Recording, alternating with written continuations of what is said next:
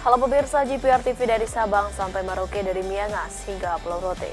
Bertemu kembali dengan saya Bilki Sabila dalam program Kominfo Newsroom.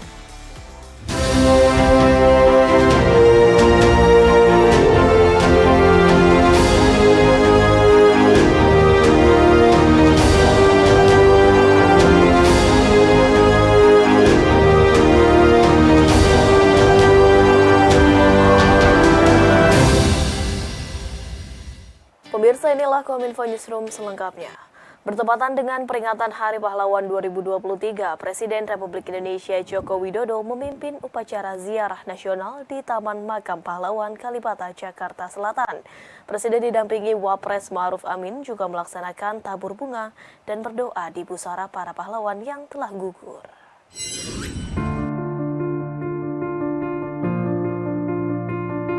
Presiden Joko Widodo memimpin upacara ziarah nasional dalam rangka peringatan Hari Pahlawan di Taman Makam Pahlawan Nasional Utama Kalibata, Jakarta Selatan. Setibanya di Taman Makam Pahlawan Nasional pukul 7.45 waktu Indonesia Barat, Presiden yang didampingi Wakil Presiden disambut oleh Panglima TNI Laksamana Yudo Margono dan Kapolri Jenderal Listio Sigit Prabowo. Rangkaian upacara dimulai pukul 8.10 waktu Indonesia Barat dengan laporan Komandan Upacara Kolonel Puguh Yulianto kepada Presiden Joko Widodo. Kemudian dilanjutkan dengan mengheningkan cipta untuk mengenang para pahlawan yang telah gugur pada pertempuran 10 November 1945. Untuk mengenang jasa para pahlawan dan pejuang-juang bangsa, mengheningkan cipta dimulai.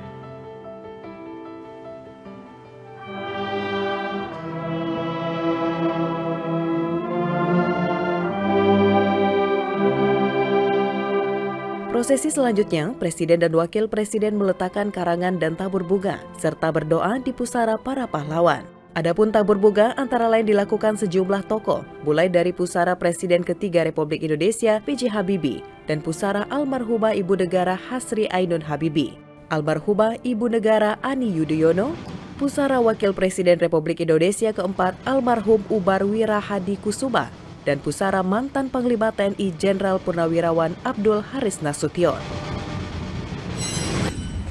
Usai mengikuti upacara ziarah nasional, Presiden Republik Indonesia Joko Widodo menetapkan 6 tokoh sebagai pahlawan nasional 2023. Presiden Jokowi juga menganugerahkan tanda kehormatan Bintang Jasa Pratama kepada Presiden Federasi Sepak Bola Internasional Giovanni Vincenzo.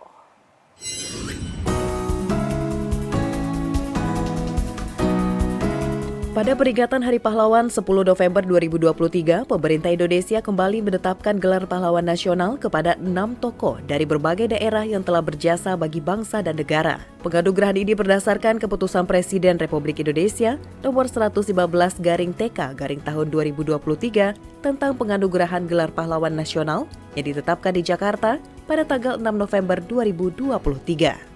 Pembacaan keputusan Presiden tersebut dilakukan oleh Sekretaris Militer Presiden Laksda TNI Hersan di Istana Negara Jakarta, yang dihadiri oleh para ahli waris dari para tokoh yang sekaligus mewakili para penerima gelar dan penghargaan. Dengan rahmat Tuhan Yang Maha Esa, Presiden Republik Indonesia menimbang dan seterusnya, mengingat dan seterusnya, memutuskan, menetapkan dan seterusnya.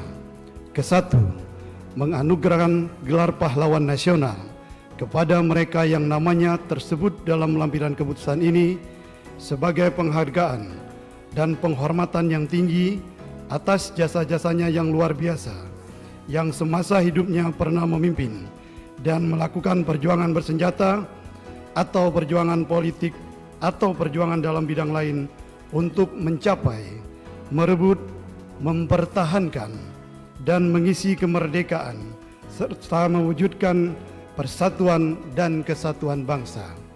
Selain gelar pahlawan nasional, pemerintah juga menganugerahkan tanda kehormatan Bintang Jasa Pratama kepada Presiden Federasi Sepak Bola Internasional Giovanni Vincenzo Infantino. Penganugerahan ini berdasarkan Kepres nomor 70/TK/tahun 2023 tentang penganugerahan tanda kehormatan Bintang Jasa Pratama yang ditetapkan di Jakarta pada tanggal 7 Agustus 2023. Sebagai penghargaan atas jasa-jasanya yang besar di suatu bidang atau peristiwa tertentu yang bermanfaat bagi keselamatan, kesejahteraan, dan kebesaran bangsa dan negara, pengabdian dan pengorbanannya di bidang olahraga yang bermanfaat bagi bangsa dan negara, dan atau dharma bakti dan jasanya diakui secara luas di tingkat nasional, serta warga negara asing yang berjasa besar pada bangsa dan negara Indonesia. Pemirsa, informasi lainnya, Kemendikbudristek menargetkan 1 juta guru honorer akan menjadi guru aparatur sipil negara pegawai pemerintah dengan perjanjian kerja pada akhir tahun 2024. Hal ini diupayakan Kemendikbudristek untuk mengatasi permasalahan kekurangan guru di sekolah-sekolah negeri di seluruh Indonesia.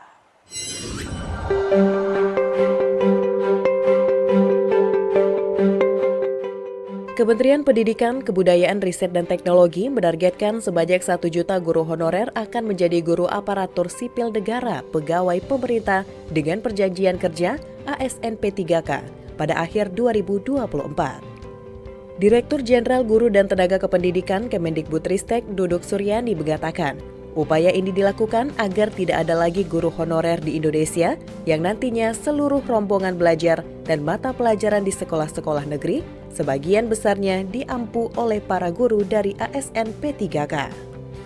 Ia menjelaskan guru honorer yang telah diangkat menjadi guru ASN P3K sejak 2021 adalah sebanyak 544.000 orang dan untuk tahun ini sedang berlangsung proses seleksi guru ASN P3K sehingga nantinya akan ada tambahan sebanyak 296.000 guru. Untuk mewujudkannya, Kemendikbudristek telah melakukan beberapa upaya seperti koordinasi dan sinergi dengan berbagai kementerian lembaga yang masuk dalam panitia seleksi nasional dan dilanjutkan dengan memberikan data pendukung kepada Kementerian Keuangan Republik Indonesia agar dialokasikan untuk anggaran gaji bagi para ASN P3K yang telah lulus nantinya. Dalam hal ini pemerintah dalam ini Kemendikbudristek mengupayakan agar seluruh rombongan belajar dan mata pelajaran pada sekolah negeri itu sudah diampu oleh guru ASN tidak ada lagi guru honorer di sekolah-sekolah negeri. Kami terkait dengan harapan tersebut, kami juga sudah menghitung kebutuhan guru pada tahun 2020 saat Mas Menteri masuk ke Kemendikbud ini ada 1 juta guru. Dan diharapkan hingga saat nanti tahun 2024 itu 1 juta guru tersebut dapat terangkat semua. Dan dengan diangkatnya 1 juta guru tersebut, maka permasalahan kekurangan guru ini bisa diatasi. Menteri Keuangan Sri Mulyani menyebut hingga saat ini pemerintah terus memantau penggunaan dana desa yang berasal dari anggaran pendapatan dan pendapatan negara. Pemerintah telah memberikan rambu-rambu kepada daerah dan desa sehingga sejauh ini dana desa dinilai sudah dikelola sesuai dengan rambu yang ditetapkan.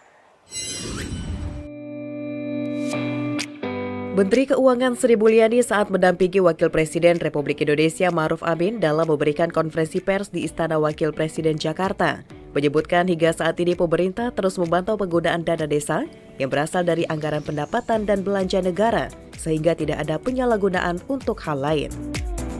Menteri Keuangan juga menekankan bahwa pemerintah terus melakukan monitoring dan evaluasi secara berkala terkait data penggunaan dana desa. Tak hanya APBDes, pemerintah terus memantau pengelolaan anggaran APBN dan APBD. Menteri Keuangan berharap penggunaan anggaran tersebut dilakukan dengan rambu-rambu agar dapat digunakan secara tepat, terkhusus untuk mengurangi kemiskinan dan stunting. Rambu-rambu tersebut telah diberikan kepada desa dan daerah bahwa APBD maupun APBDes harus mencapai tujuan yang sudah ditetapkan prioritas nasional, baik dari sisi pengurangan kemiskinan, stunting, inflasi, dan investasi.